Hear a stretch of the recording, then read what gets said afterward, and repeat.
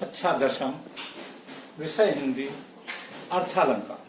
आप लोगों ने कक्षा 9 में शब्दालंकार पढ़े थे, शब्दालंकार के भेद पढ़े थे, अनुप्रास, यमक, श्लेष। इसके बाद अर्थालंकार है। अर्थालंकार के कई भेद होते हैं। अर्थ के आधार पर जहाँ काव्य में सौंदर्य बढ़ता है उसे अर्थालंकार कहते हैं। अर्थालंकार के भेद हैं उपमा, रूपक, उत्प्रेक्षा, अतिशयोक्ति, संदेह, भ्रांतिमान, मानवीकरण, प्रतीप आदि अलंकार ये हैं। लेकिन आपके कोर्स में 3 अलंकार हैं, उपमा अलंकार, रूपक अलंकार और उत्प्रेक्षा अलंकार। तो उपमा अलंकार किसे कहते हैं? जहां उपमेय में उपमान की समानता दिखाई जाती है, तुलना की जाती है, वहां पर उपमा अलंकार होता है। इसमें एक उपमेय होता है, दूसरा उपमान होता है। उपमेय माने जिसकी तुलना की जाए और उपमान माने जिससे की जाए। जैसे सीता का मुख चंद्रमा के समान है, तो सीता की तुलना चंद्रमा से हो रही है, तो सीता का मुख उपमेय है और चंद्रमा उपमान है। उदाहरण बहुत से हैं। एक उदाहरण हम लिख रहे हैं, मुख मयंक सम चंद्र मनोहर। मुख मयंक सम चंद्र मनोहर। भैया बहन, इसमें सम शब्द आ गया। तो ये सम, सरिस, सी, समान ये वाचक शब्द हैं। और जब सम, समान, सरिस आदि वाचक शब्द आते हैं तो वहां पर उपमा अलंकार होता है। नंबर 2 है रूपक अलंकार।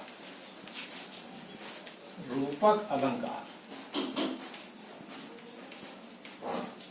भैया बहन, जब उपमेय और उपमान में भेद नहीं होता है, अभेद स्थापित हो जाता है, अर्थात उपमेय और उपमान में भेद प्रकट नहीं हो पा रहा है, वहां पर रूपक अलंकार होता है। जैसे चरण कमल बंदौ हरिराय। चरण कमल बंदौ बंदौ हरि राय। इसका अर्थ है मैं ईश्वर के कमल रूपी चरणों की वंदना करता हूं। तो चरण और कमल में कोई भेद नहीं रहा है, इसलिए रूपक अलंकार। अगला है अलंकार उत्प्रेक्षा अलंकार।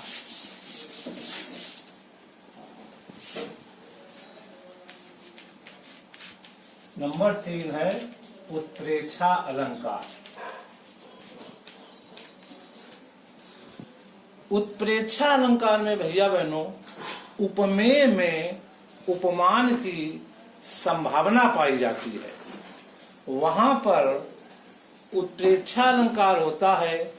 और उत्प्रेक्षा अलंकार में जनु जानहु जनो, मनु मानहु मनो आदि शब्दों में से कोई एक शब्द आ जाता है, उसे उत्प्रेक्षा अलंकार कहते हैं। जनु जानहु जनु, मनु मानहु मनो, ये शब्द जब आ जाते हैं तब उत्प्रेक्षा अलंकार होता है। उदाहरण के तौर पर सोहत ओढ़े, सोहत ओढ़े पीत पट, श्याम सलोने गात, श्याम सलोने गात, मनो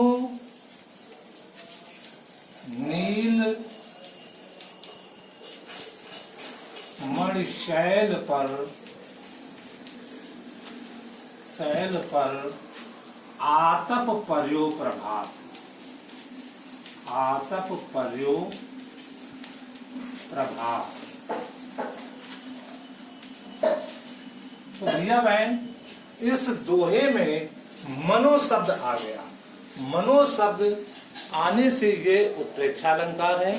इसमें आवश्यक है कि उपमेय में उपमान की संभावना होती है, अर्थात जनु जनो जानहु, मनु मनो मानहु आदि में से कोई एक शब्द आ जाता है तो उत्प्रेक्षा अलंकार होता है।